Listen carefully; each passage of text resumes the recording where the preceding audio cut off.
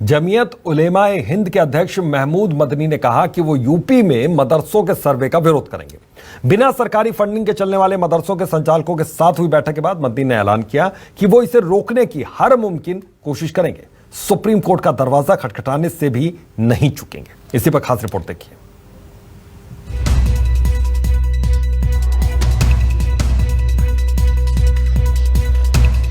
UP में मदरसों के सर्वे पर महाभारत छिड़ चुकी है। अससुद्दीन ओवैसी ने मदरसों के सर्वे को मिनी एनआरसी बताया, तो अब मुसलमानों के एक बड़े और प्रभावशाली संगठन जमीयत उलेमाए हिंद ने भी इसके विरोध का फैसला किया है। जमीयत उलेमाए हिंद के अध्यक्ष मौलाना महमूद मदनी का कहना है कि अगर कानून के तहत सर्वे होगा तो उसका विरोध नहीं किया जाएगा। सही काम को गलत तरीके से किया जा रहा है। नहीं, हम ये कह रहे हैं किसी भी सही, कितना भी सही काम हो उसे गलत तरीके से नहीं किया जाना चाहिए। डाउट क्रिएट किए बगैर बातचीत के तो हमेशा कोई भी चीज को हमेशा सही करने की, और सही है तो और अच्छा करने की हमेशा गुंजाइश रहती है। आप काम को जिस तरीके से डील करने की कोशिश कर रहे हैं वो तरीका गलत है, उस तरीके पर हमारा ऑब्जेक्शन है।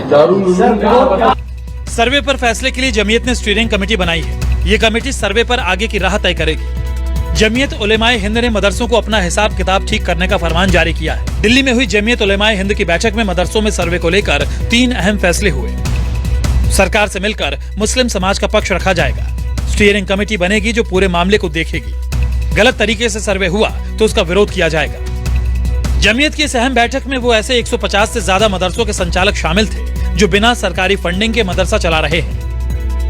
इसलिए यही आए हैं कि हम, एक तो ये है कि कंप्लायंसेस रिपोर्ट अपनी खुद, वी आर प्रोफेशनल्स, और हम लोग इसके अंदर ये चाह रहे हैं कि अगर कहीं कोई मदरसों के अंदर कोई टेक्निकली तौर के ऊपर किसी के नक्शों में, किसी के कुछ चीज़ में, अगर जैसे चाइल्ड प्रोटेक्शन के अंदर अगर बात है, अगर उसमें कहीं कोई कमी आ रही है, हम यहाँ, हमारी जो स्टीयरिंग कमेटी है वो लोगों को, मदरसों को एडवाइस करेगी कि इसको इस तरह से ठीक कर लिया जाए।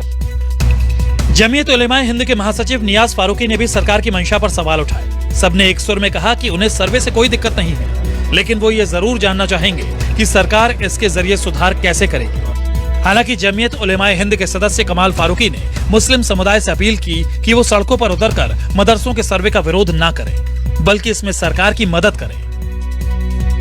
फारूकी साहब, सबसे पहले तो यही कि कुछ शंका है, कुछ सुबह है सरकार के इस फैसले को लेकर, तो ये ऐसा क्या है? नहीं, हमें कोई शंका नहीं है, कोई सुबह नहीं है, लेकिन जिस तरह की जो पब्लिक में जो डिस्कोर्स आ रहा है वो मदरसों को मलायन करने का आ रहा है।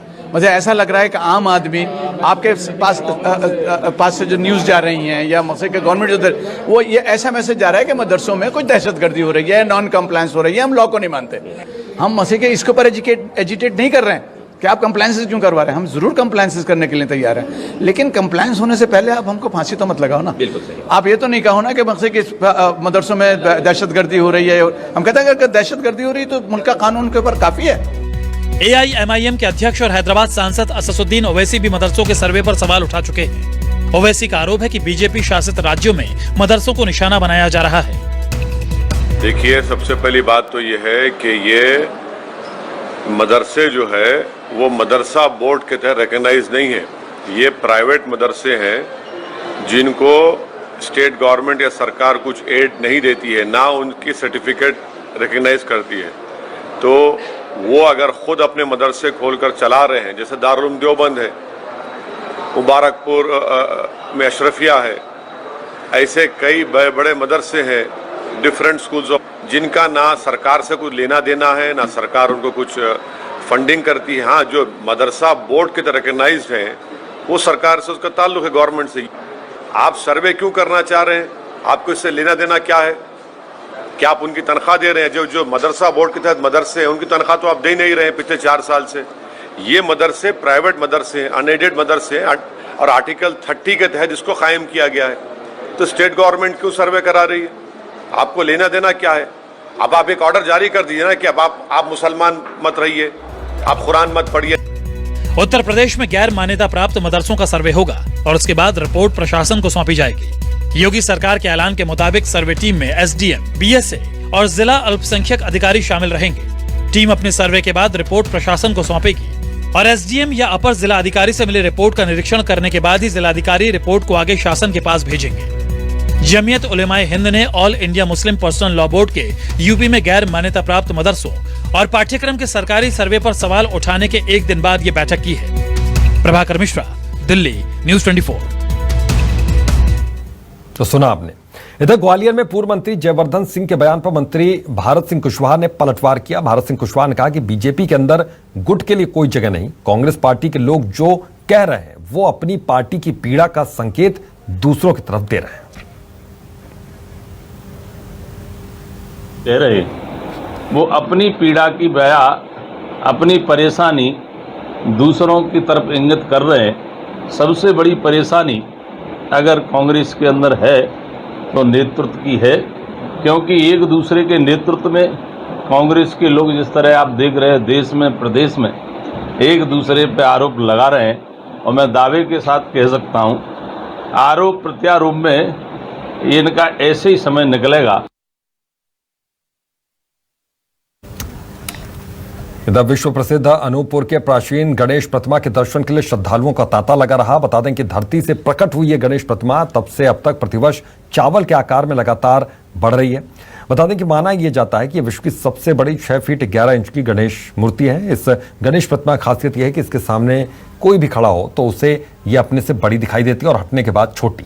तो कहा यह जाता है गणपति के आगे नतमस्तक होने से मुरादें पूरी होती हैं।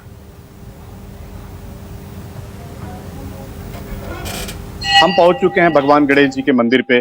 यहाँ पे काफी श्रद्धालु हैं, उनसे हम बात करेंगे, भगवान गणेश जी के बारे में जानेंगे कि यहाँ क्या है, पूरा इनकी भगवान गणेश जी की जानकारी इनके पास क्या है। बाबा जी कब से आते हैं यहाँ पे? हम यहाँ की जन्मभूमि है, हमारा गांव पिपराहा है, यहीं पर रहते हैं, पास में 1-2 किलोमीटर आगे है हमारे गांव।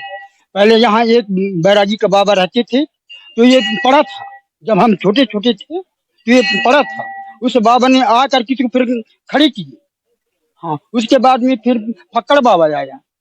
फक्कड़ बाबा के आने के बाद फिर इसकी जोला इतनी बढ़ गया कि अब तो सीमा आपके सामने में जो भी उपस्थित है। फिर एक ठेकेदार ने आया यहाँ, ये मंदिर भी बनवा दिया। जब से ये मंदिर बना तब से, और बाबा रहा फक्कड़ बाबा, तब से यहाँ की ज्योतिष स्वरूप जो है बन गया। भर की यहाँ के हम लोग पत्थर से टाले भी थे, यहाँ की डाडू का काटी भी थी, पहले यहाँ कुछ नहीं थी। हाँ, और फक्कड़ बाबा के आने के बाद फिर इतनी प्रकाश हुआ। फक्कड़ बाबा भी और भी यहाँ कुछ मंदिर बनवाया है, वो जो दिख रहा है वो फक्कड़ बाबा का मंदिर है। हाँ, उसके बाद में एक ठेकेदार यहाँ जब काम दिया तो ठेकेदार आकर यहाँ ये मंदिर भी बनवा दिया। बताते हैं कि मूर्ति भी बढ़ती है। हाँ, मूर्ति भी बढ़ती है। हमारी आंखी देख बात है, पहले छोटे थे और अब हम चाहते हैं कि हम वो फूल चढ़ाने में उसके मस्तक पर नहीं पहुंच पाते। और पहले जब हम छोटे छोटे थे, 30-35 साल कम थे, तो मतलब हमारे से छोटे थे, ये हमारे आंटी की देखी हुई बात है। और जब से बाबा आया तब से हम वहाँ फूल नहीं चढ़ा पाते हैं। सकते हैं लोगों की आस्था है भगवान गणेश जी से, और गणेश चतुर्थी पे यहाँ पे दूर दूर से, चाहे वो छत्तीसगढ़ के लोग हों चाहे अन्य जिलों के लोग हों, यहाँ पे आते हैं, भगवान गणेश जी के दर्शन करते हैं। इधर भोपाल एमपीईबी की बड़ी लापरवाही से मासूम की मौत हो गई है। नेहरू नगर वार्ड नंबर 29 के कार्यालय के नजदीक हादसा हुआ। गणेश पूजा में जा रहे 7 वर्षीय बच्चे की मौके पर ही मौत हो गई। तो बिजली के खंभे में अर्थिंग का तार निकला था, उसमें करंट था। जल्दबाजी में जा रहे मोहित तार के संपर्क में आ गया और करंट लगने से बच्चे की मौके पर ही दर्दनाक मौत हो गई। एमपीईबी के कर्मचारी ने खंभे के चारों ओर सिर्फ पन्नी लगाई थी। तो गणेश पूजा में जा रहे 7 साल के बच्चे की करंट लगने से दर्दनाक मौत हो गई। बिजली के खंभे से निकली अर्थिंग के तार में करंट था, यह बताया जा रहा है।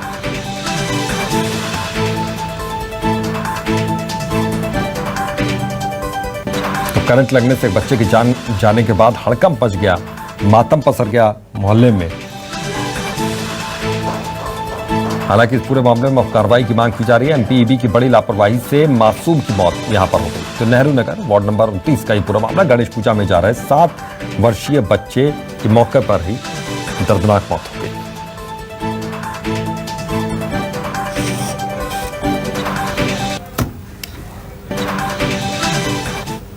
तो फिलहाल के लिए इस बुलेटिन में बस इतना ही। देखते रहिए न्यूज़ 24 मध्य प्रदेश छत्तीसगढ़।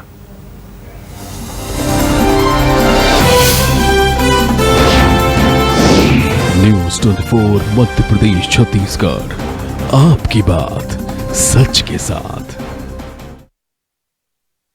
बनाया है करेले की सब्जी और रोटी। कुछ बाहर से ऑर्डर करें प्लीज? पाव भाजी चलेगी? 14 शुद्ध मसालों से बना एवरेस्ट का टेस्टी पाव भाजी मसाला। पाव भाजी। Wow, tasty. पर ये मॉम्स किचन कहाँ है? टेस्ट में बेस्ट मम्मी और एवरेस्ट।